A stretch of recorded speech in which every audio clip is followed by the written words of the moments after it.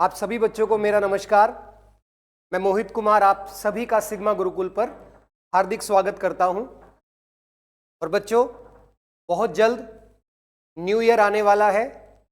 हर नए साल हम लोग कुछ ना कुछ रेजोल्यूशन, कोई ना कोई ऐसी चीज हम सोचते हैं कि इस साल हमें ये काम करना है।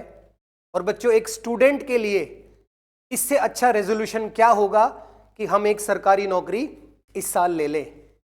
तो बच्चों, जितने भी स्टूडेंट्स बैंकिंग एग्जाम्स की तैयारी करते हैं, तो SBI state bank of India, जो कि भारत का सबसे बड़ा बैंक है, तो उन्होंने न्यू ईयर आने से जस्ट पहले अपनी क्लरिकल ग्रेड की जो वैकेंसी है, एसबीआई क्लर्क की वैकेंसी अनाउंस हो चुकी है।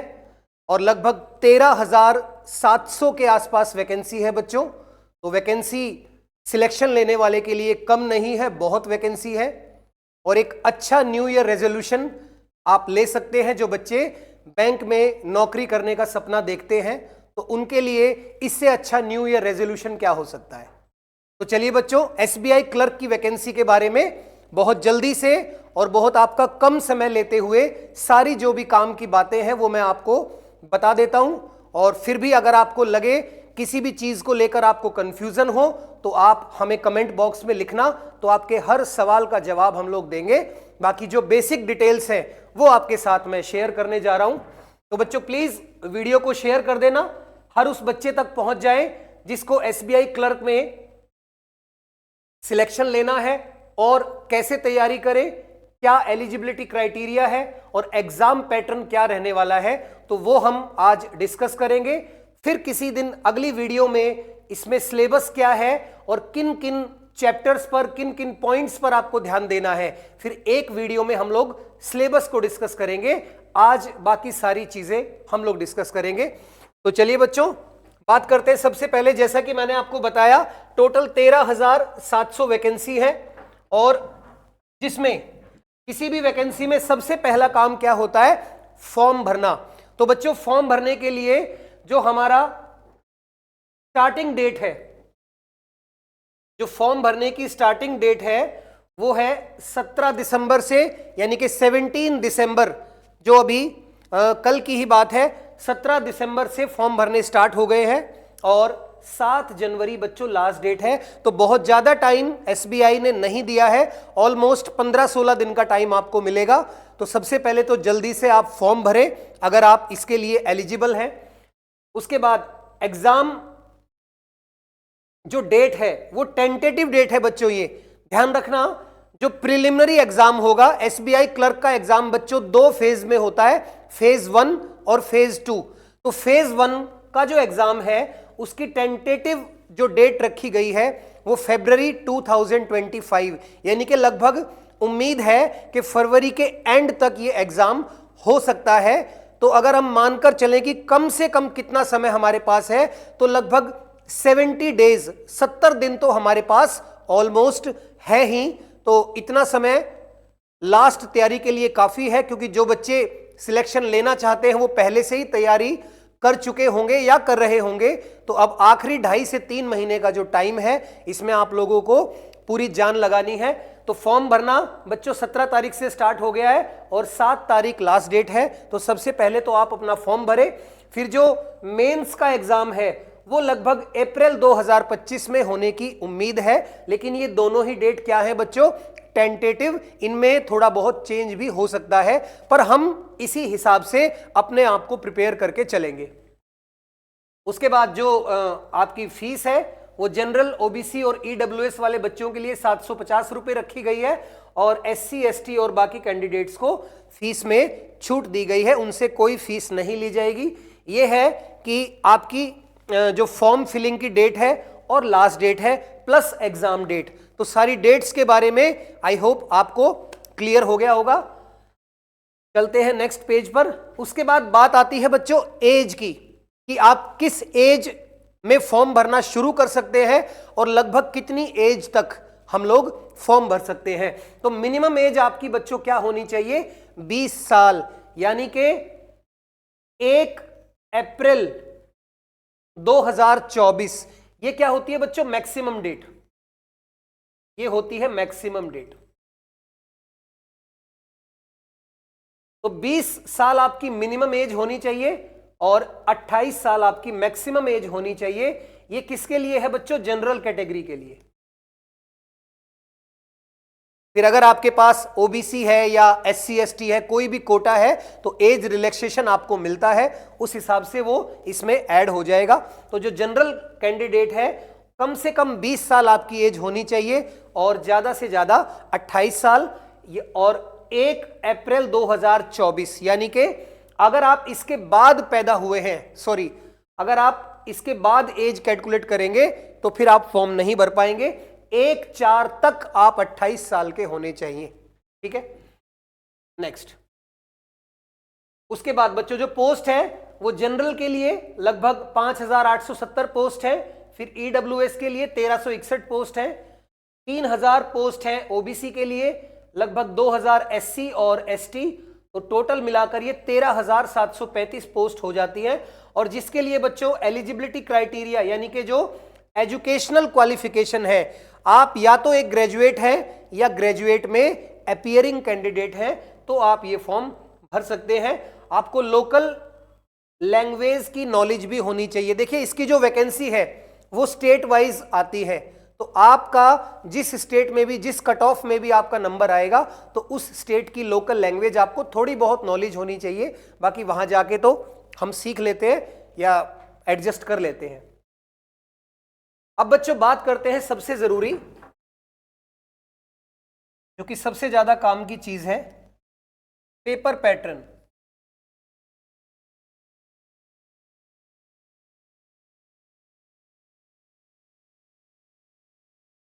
क्योंकि सारा खेल बच्चों इसी का है। तो मैंने आपको बताया कि एसबीआई क्लर्क का जो पेपर होता है वो 2 फेज में होता है। फेज 1 इसको बोलते हैं प्रीलिम्स,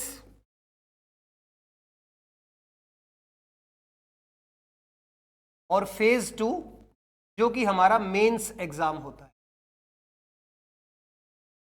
अब जो प्रीलिम्स एग्जाम होगा बच्चों, वो उसमें टोटल 100 क्वेश्चंस होंगे,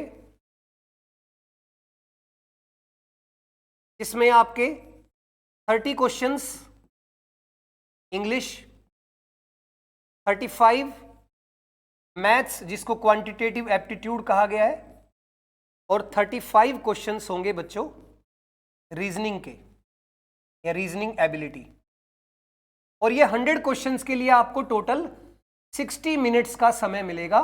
जो टाइम आपको मिलेगा वो केवल 1 घंटा, केवल 60 मिनट्स का टाइम मिलेगा। 100 क्वेश्चन आपको करने होंगे, जिसमें 30 क्वेश्चन इंग्लिश, और सेक्शन वाइज भी टाइम होगा बच्चों। जैसे इंग्लिश के लिए आपको 20 मिनट मिलेंगे, मैथ्स के लिए आपको 20 मिनट मिलेंगे, और रीजनिंग के लिए भी आपको 20 मिनट मिलेंगे। हाँ, ये फायदा है कि सेक्शन वाइज कोई कट ऑफ नहीं है। कट ऑफ जो होगी यानी आपका सिलेक्शन जो होगा प्रीलिम्स में, तो वो ये देखा जाएगा कि 100 में से आपके कितने मार्क्स आए। ये नहीं चेक होगा कि अलग अलग सब्जेक्ट में आपके कितने मार्क्स आए। तो सेक्शनल कट ऑफ यहां पर नहीं है, टोटल ओवरऑल कट ऑफ लगेगी 100 मार्क्स में से। लेकिन सारा खेल बच्चों यहां किसका है? स्पीड का, और स्पीड के साथ साथ एक्यूरेसी। तो प्री एग्जाम में केवल 3 सब्जेक्ट आएंगे, इंग्लिश, मैथ्स और रीजनिंग। 30, 35 और 35 क्वेश्चंस होंगे, और 20-20 मिनट का तीनों सेक्शन को अटेम्प्ट करने का आपको मौका मिलेगा। और आप लोग ख्याल रखें कि यहां पर इंग्लिश में आप जितना ज्यादा स्कोर करेंगे उतना ही आपको बेनिफिट होगा, क्योंकि सबसे कम टाइम तीनों सब्जेक्ट में इंग्लिश लेगा। तो यहां आप 20 मिनट में पूरे के पूरे 30 क्वेश्चन कर सकते हैं, क्योंकि मैथ्स और रीजनिंग के 35-35 क्वेश्चन करना 20 मिनट में थोड़ा सा मुश्किल है। अगर आपकी तैयारी बहुत ज्यादा है तो आप कर भी सकते हैं, अदरवाइज यहां पर जो एवरेज अटेम्प्ट होता है बच्चे का वो 20 से 25 या 28 क्वेश्चन ही मैक्सिमम बच्चा कर पाता है। लेकिन इंग्लिश में आप पूरे अटेम्प्ट कर सकते हैं। तो कोशिश करना कि एक्यूरेसी अच्छी रहे, क्योंकि ये आपको बेनिफिट देगा कट ऑफ को क्लियर करने में। तो आई होप प्रीलिम्स का पैटर्न आपको क्लियर हो गया होगा। 100 क्वेश्चन 60 मिनट्स, 30, 35, 35 और 20-20 मिनट का समय मिलेगा आपको तीनों सेक्शन को अटेम्प्ट करने का, और 100 में से फिर आपको कट ऑफ लगेगी। और बच्चों कम से कम आप 75 to 80 मार्क्स अगर स्कोर करेंगे तो ये हमेशा ही एक सेफ स्कोर है। कुछ स्टेट्स की मेरिट 50s में भी जाती है, लेकिन कुछ स्टेट्स की मेरिट 80s तक भी जाती है। तो आप कोशिश करना कि 75 to 80 तक आप स्कोर कर पाए।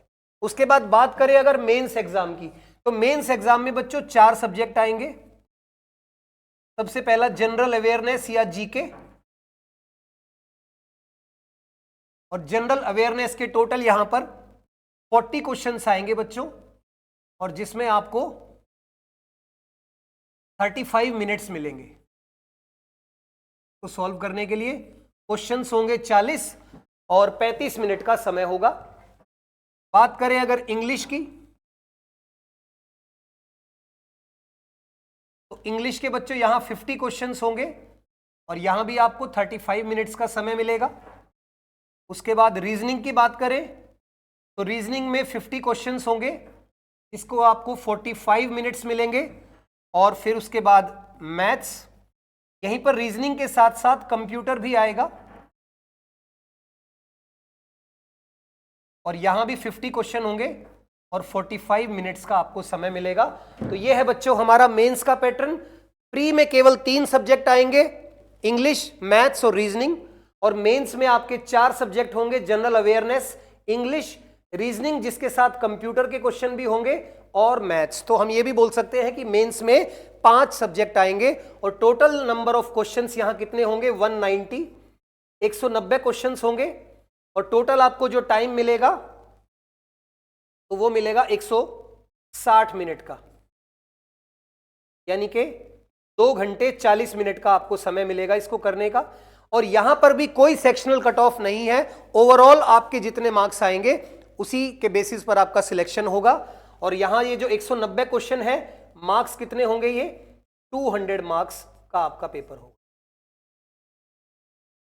तो मेनली तो बच्चों यही है कि पेपर पैटर्न क्या रहने वाला है। फरवरी में आपका प्रिलिमिनरी एग्जाम हो सकता है, ये उसका पैटर्न मैंने डिस्कस किया, और अप्रैल में लगभग आपका अप्रैल एंड तक आपका मेंस का एग्जाम हो सकता है। तो अगर आप डायरेक्टली मेंस की तैयारी करके चलेंगे तो मोटे मोटे हमारे पास 4.5 महीने के आसपास का टाइम है, जो मोर देन एनफ है उस बच्चे के लिए जिसने अपने बेसिक्स को क्लियर कर लिया है और अब वो प्रैक्टिस पेपर या प्रीवियस ईयर पेपर करना स्टार्ट कर दे, और साथ में अपनी जो जनरल अवेयरनेस है उसको आप लोग डेली बेसिस पर अपडेट करते रहे। तो बच्चों उम्मीद है कि पूरा exam pattern, exam date, eligibility criteria आपको समझ आ गया होगा। और नेक्स्ट वीडियो में हम लोग डिस्कस करेंगे, मैं यहीं पर मेंशन कर देता हूं, नेक्स्ट वीडियो में हम लोग डिस्कस करेंगे सिलेबस, प्री प्लस मेंस, और ये वीडियो जल्दी ही आएगी, तो आप लोग वेट करें, क्योंकि सबसे पहले मैं चाहता हूं कि आप फॉर्म भरें, एलिजिबिलिटी को देख लें और पेपर पैटर्न को एक बार समझ लें। जैसे ही आपको ये चीजें समझ में आ जाएंगी तो फिर हम लोग नेक्स्ट वीडियो में सिलेबस डिस्कस करेंगे कि प्री में क्या सिलेबस होता है और किस लेवल का पेपर आता है, देन मेंस में क्या सिलेबस होता है और लेवल बढ़ता है या उतना ही रहता है या कम होता है, ये सारी बातें हम लोग अगली वीडियो में डिस्कस करेंगे। तो बच्चों उम्मीद है कि आप ये सारी चीजों को ध्यान से पढ़ेंगे, कोई डाउट होगा तो आप हमसे क्लियर करेंगे। सिग्मा गुरुकुल के साथ जुड़े रहिए, अपने दोस्तों के साथ, अपने सर्कल में जहां भी जो बच्चे गवर्नमेंट जॉब्स की तैयारी कर रहे हैं तो वो हमसे जुड़ सकते हैं। हम रोजाना कोई ना कोई इंफॉर्मेशन, कोई ना कोई वीडियो एजुकेशन से रिलेटेड या किसी वैकेंसी से रिलेटेड आपके साथ शेयर करते रहते हैं, और उम्मीद है कि आप इसी तरह से हमें सपोर्ट करेंगे। तो चलिए बच्चों, आज इस वीडियो में इतना ही, मिलते हैं अगली वीडियो में बिल्कुल परफेक्ट और एकदम सटीक सिलेबस के साथ कि एसबीआई में सिलेबस। और बच्चों एक बात और बता दूं, सिलेबस के साथ साथ मैं आपको यह भी डिस्कस करूंगा कि मैथमेटिक्स में किस चैप्टर से कितने क्वेश्चन या किस सेक्शन से कितने मार्क्स का आता है सेक्शन वाइज, ठीक है ना। जैसे कि रीजनिंग में एक सेक्शन होता है आपका पजल्स का, तो मैं आपको यह भी बताऊंगा कि आपको किस सेक्शन की कितनी प्रिपरेशन करनी है। तो सिलेबस के साथ साथ हम लोग ये भी डिस्कस करेंगे कि कहां से, किस चैप्टर से कितने क्वेश्चन आने की उम्मीद है या प्रीवियस ईयर में आते रहे हैं। तो बिल्कुल अच्छे तरीके से एग्जाम की स्ट्रेटजी को हम लोग सिलेबस एंड स्ट्रेटजी ये नेक्स्ट वीडियो में डिस्कस करेंगे। तो आप सभी का बहुत बहुत धन्यवाद, थैंक यू वेरी मच। मिलते हैं अगली वीडियो में, तब तक के लिए आप सभी को मेरा नमस्कार और जय हिंद।